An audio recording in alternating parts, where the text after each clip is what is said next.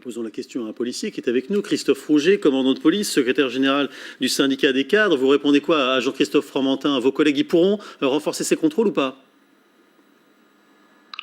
Oui, bonsoir. Bonsoir. Effectivement, les policiers sont sur tous les fronts aujourd'hui, sur la crise sanitaire, pour lutter contre le terrorisme.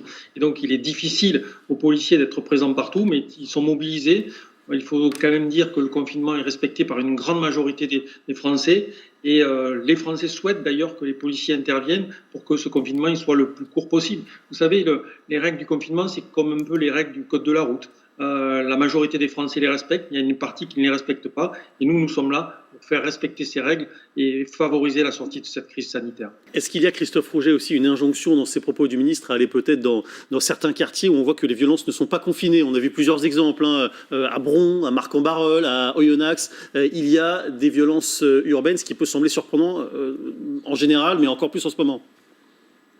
Oui, vous l'avez raison, c'est le triste scénario que connaissent les pompiers et les policiers tous les soirs, des guet-apens, des incendies, des tirs de mortier, des cocktails Molotov. Malheureusement, vous l'avez dit, uniquement hier soir sur tout le territoire, nous avons eu des incidents à Compiègne, Nogent-sur-Oise, Mont-Saint-Barreuil, Rieux-la-Pape, partout en fait. Et ces événements ne sont connus que lorsque nous avons des images impressionnantes qui circulent sur les réseaux sociaux. Mais si vous regardez la presse nationale, régionale le matin, vous verrez que c'est l'ensemble du territoire qui est touché.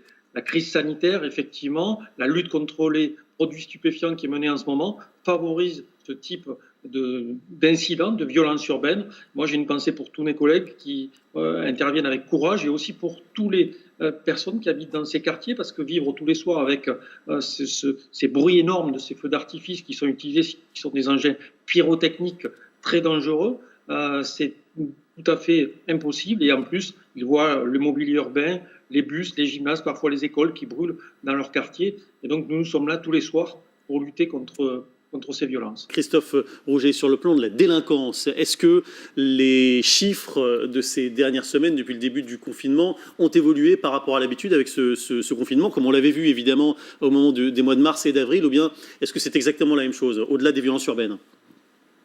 Vous savez, c'est encore trop tôt malheureusement pour avoir les chiffres de la délinquance, mais il y a toujours une évolution. La délinquance, elle évolue au fur et à mesure, elle s'adapte. Et on a bien vu, par exemple, sur les trafics de drogue, où on assistait à une ubérisation, à des gens qui venaient livrer la drogue à domicile. Donc il est encore trop tôt. Ce qui est sûr pour nous, c'est que nous devons être sur tous les fronts, c'est-à-dire lutter contre cette délinquance parce qu'elle continue, lutter contre le terrorisme, lutter aussi contre les phénomènes sociaux que peuvent engendrer cette crise sanitaire. Je pense par exemple au blocus des lycées avec des manifestations.